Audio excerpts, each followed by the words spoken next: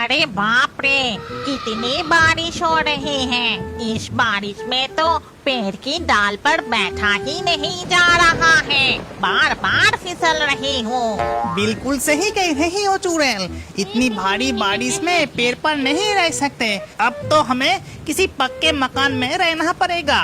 देखो, हम इतने सालों से सरपंच के बगीचे की इस बड़े पेड़ पर रह रहे हैं। क्यों ना हम रहने के लिए सरपंच के घर जाएं? हाँ, वो तो ठीक है, लेकिन हम इस तरह नहीं जा सकते। हमें इंसानी रूप लेकर वहाँ जाना पड़ेगा। ये कहकर मामदो और चुड़ैल गरीब इंसान का रूप धारण करके सरपंच के घर जाते हैं। कोई है घर में? कोई है? जरा दरवाजा खोलिए। कौन है? क्या हुआ? चाहिए क्या? किसे ढूंढ रहे हो? हम दूर गांव से आ रहे हैं साहब। इस भारी बारिश में और आगे नहीं बढ़ पा रहे हैं, इसीलिए आपके पक्के मकान देखकर थोड़ी आश्रय के लिए यहाँ आए हैं। क्या यहाँ कोई रहने की जगह नहीं मिलेगी? न जान न पहचान, न जाने कहाँ से चले आते हैं सब। ये कहकर सरपंच मुंह पर दरवाजा बंद करके घर के अंदर चले जाते हैं। देखा देखा तुमने, कैसा घमंड है। दो लोग मुसीबत में हैं और वो अपने बड़े घर में थोड़ी सी भी जगह नहीं दे। याद है भाग्यवान, जब इस सरपंच का एक लौता बेटा खेलते खेलते तालाब में गिर गया था?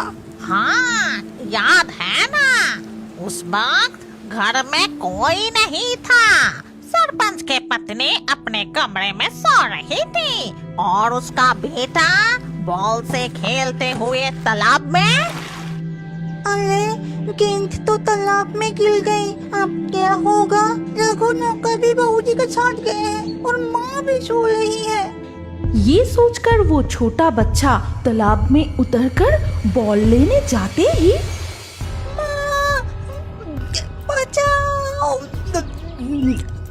आवाज सुनते ही सरपंच की पत्नी दौड़कर तालाब की ओर आती है।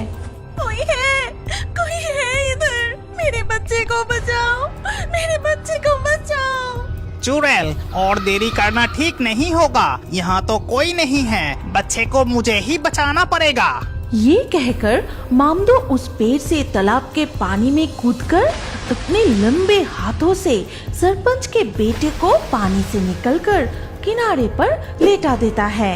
ये देखकर अरे बाप रे, ये तो भूत है। अब क्या होगा? लगता है हमें खा जाएगा। सरपंच की पत्नी डर के मारे बेहोश हो जाती है।